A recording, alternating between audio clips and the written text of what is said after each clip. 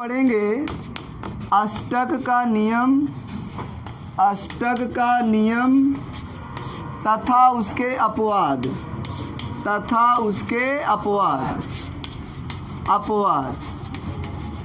बच्चों, इसे बोलते हैं इंग्लिश में octet rule and its exception.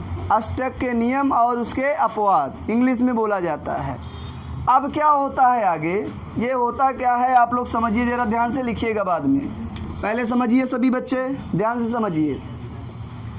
अष्टक का नियम होता क्या है, प्रत्येक परमाणु अपने बाह्य कोश में 8 इलेक्ट्रॉन पूरे करने के लिए इलेक्ट्रॉनों का साझा करता है और इलेक्ट्रॉनों को त्याग भी करता है, इलेक्ट्रॉनों को ग्रहण भी करता है। मतलब अगर इलेक्ट्रॉनों को त्यागेगा या ग्रहण करेगा तो बनाएगा आयनिक बंध। कैसा बंध? अगर इलेक्ट्रॉनों का साझा करेगा तो कैसा बंध? सहसंयोजी बंध। कैसा बंध? सबको पता है ना। तो अगर वह अष्टक उसका पूरा नहीं है, अष्टक पूरा करने के लिए वह सहसंयोजी भी बना सकता है और आयनिक भी बना सकता है। सही है ना। अष्टक नियम का मतलब है बाह्य कोश में कितने इलेक्ट्रॉन हो? 8। बाह्य कोश में होने चाहिए 8 इलेक्ट्रॉन। 8 इलेक्ट्रॉन अगर हैं तो इसका मतलब है अष्टक का नियम क्या है? पूरा है। अष्टक का नियम पूरा। जैसे मैं आपको बता दूं, जैसे हम बात करें बच्चों PCl3 की बात करें, फास्फोरस ट्राई क्लोराइड की बात करें, किसकी बात करें? अरे रोक दिए हो, काट दिए, चलने दो, दिख रहे हैं हम उस पर सही से पूछ रहे हैं। चलो इधर देखो, PCl3 क्या बच्चों? PCl3 phosphorus try chloride. अब आपको देखना है यहाँ पर फास्फोरस का परमाणु क्रमांक कितना है? 15। कितना होता है?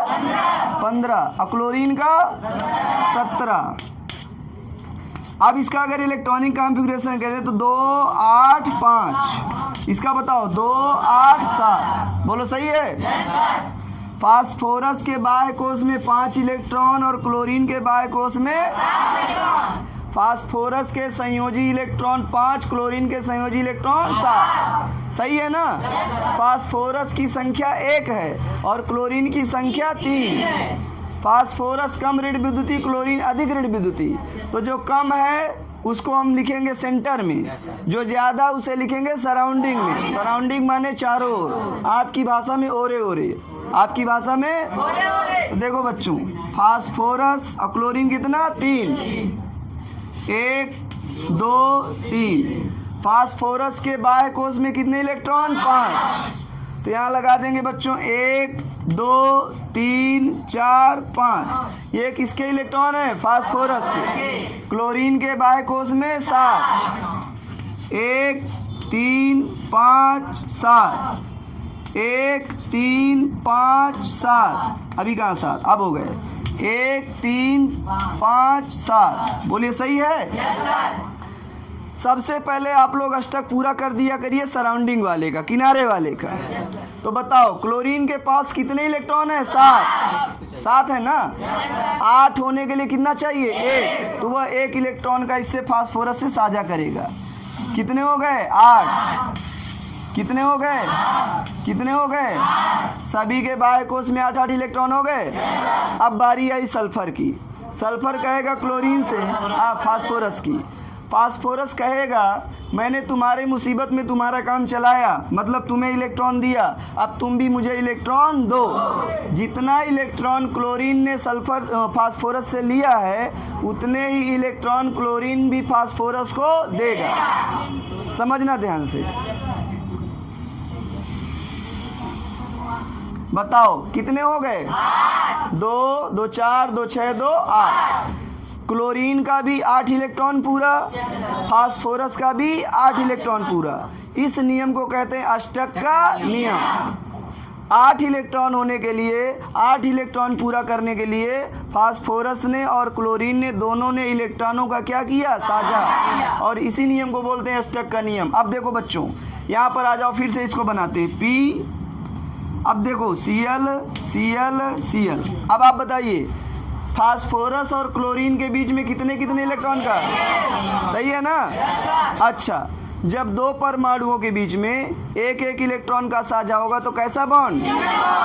दो परमाणुओं के बीच में दो दो इलेक्ट्रॉन का साझा, तीन तीन का तो बोलो। सिंगल बॉन्ड को बनने में कितने इलेक्ट्रॉन लगते हैं? डबल को, ट्रिपल को, सही है। बच्चों देखो यहाँ फास्फोरस और क्लोरीन के बीच में कितने कितने का साझा? एक एक। तो यहाँ मैं सिंगल बॉन्ड लगा सकता हूँ, सिंगल सिंगल सिंगल, कोई दिक्कत? फास्फोरस के दो इलेक्ट्रॉनों ने बंध नहीं बनाया, ये इन्हें लिख देंगे हम सीधा सीधा, और इन्हें बोलेंगे नॉन बॉन्डिंग इलेक्ट्रॉन। क्या बोलेंगे?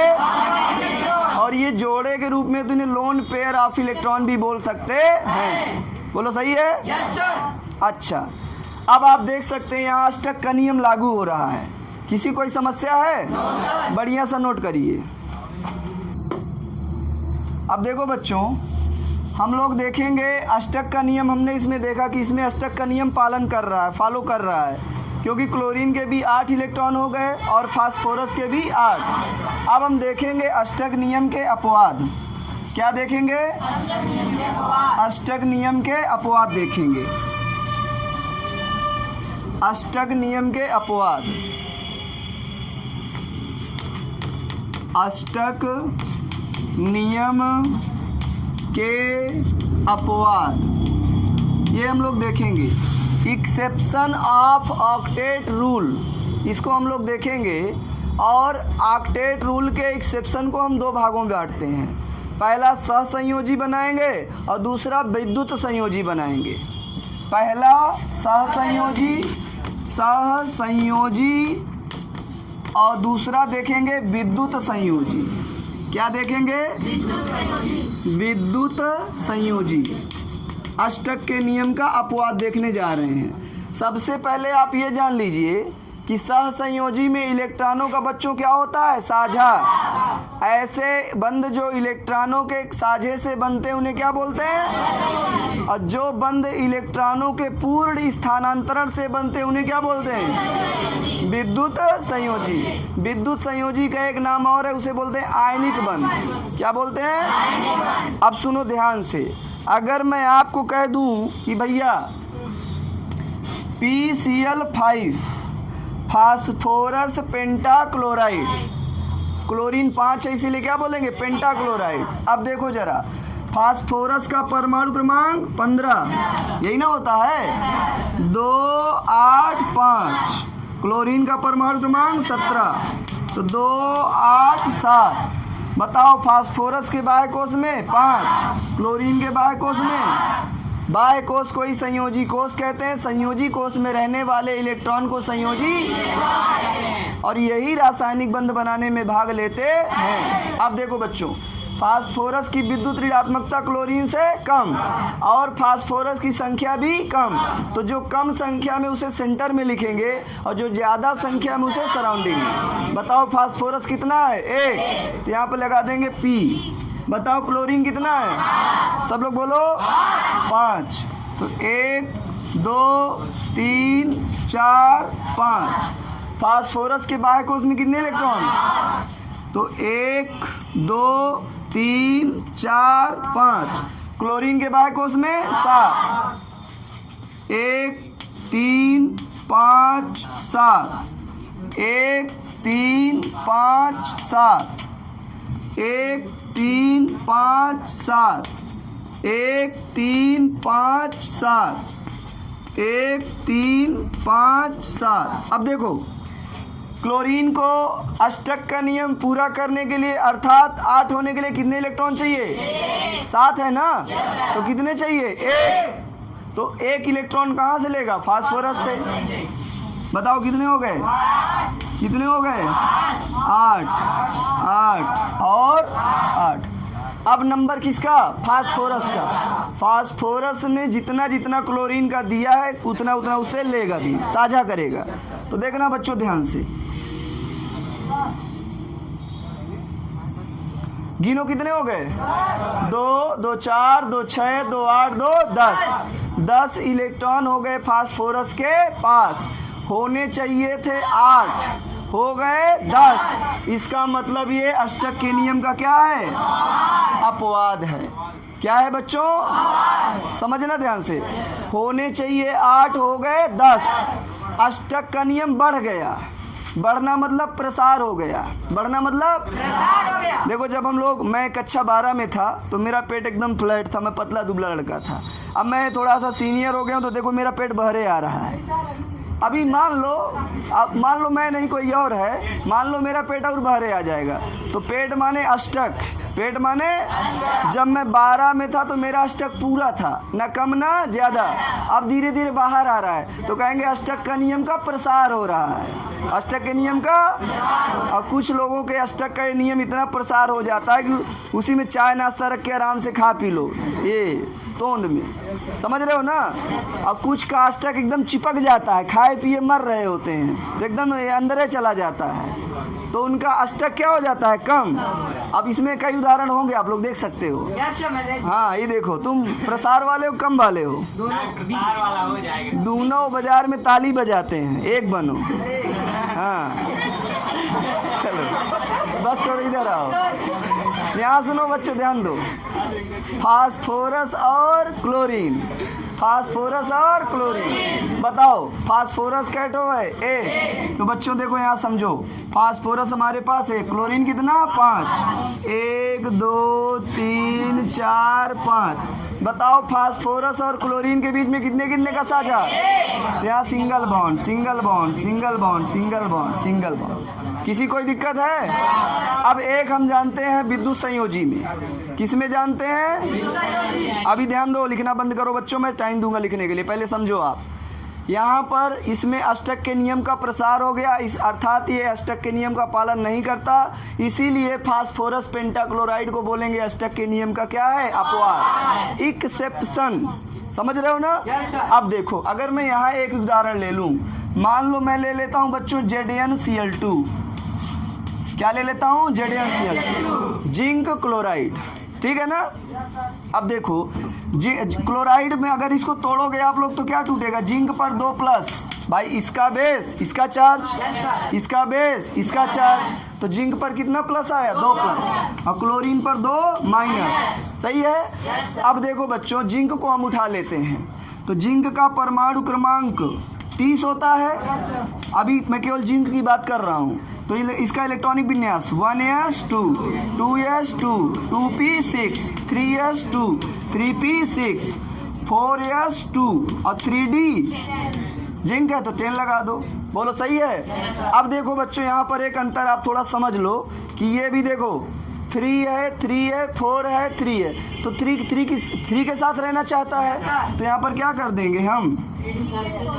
3d10 और 4s2 कर सकते हैं। अब देखो ये बाह्य कोश हो गई, अगर ये इलेक्ट्रॉन क्या करेगा? त्याग देगा। ये इलेक्ट्रॉन क्या करेगा? त्याग देगा। तो जिंक पर कितना प्लस आएगा? 2+। अगर उसने त्याग दिया तो अभी तक 30 था, अब कितना हो जाएगा? 28। तो करो 1s2, 2s2, 2p6, 3s2, 3p6, 3d10। बोलो सही है? किसी कोई दिक्कत? अब समझो बच्चों, अष्टक का नियम कहता है बाह्य कोश में होने चाहिए 8, बाह्य कोश में होने चाहिए। इसमें देखो, ये अंदर वाली कोश, ये अंदर वाली कोश, और ये कौन सी हो गई? बाह्य वाली। बाह्यतम कोश ये है। बाह्य कोश में 10 6 16, 16 2 18। अष्टक का नियम कहता होने चाहिए 8, हो गए 18। इलेक्ट्रॉन त्यागने के बाद इसका अष्टक पूरा नहीं हुआ, इसीलिए बोलेंगे अष्टक के नियम का क्या है? अपवाद। चूंकि यहाँ आयन है इसीलिए इसे बोलेंगे विद्युत संयोजी यौगिक या विद्युत या आयनिक यौगिक। बात समझ आ रही है? तो यहाँ पर ये अष्टक के नियम का अपवाद हो गया विद्युत संयोजी बन करके, और यहाँ पर ये अष्टक के नियम का अपवाद हो गया सहसंयोजी बन के। इसको बोलेंगे बच्चों छदम अक्रिय तत्व जैसा परमाणु। छदम, छदम।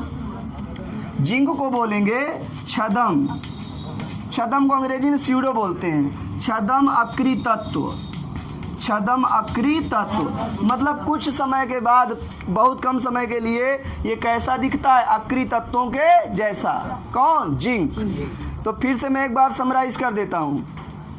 अष्टक का नियम कहता है प्रत्येक परमाणु के बाह्य कोश में 8 इलेक्ट्रॉन होने चाहिए। अगर 8 इलेक्ट्रॉन है तो वह अष्टक का नियम पूरा माना जाएगा। अब कुछ परमाणु अष्टक को पूरा करते हैं इलेक्ट्रॉनों का साझा करके, जैसे कि मैंने दिखाया इधर।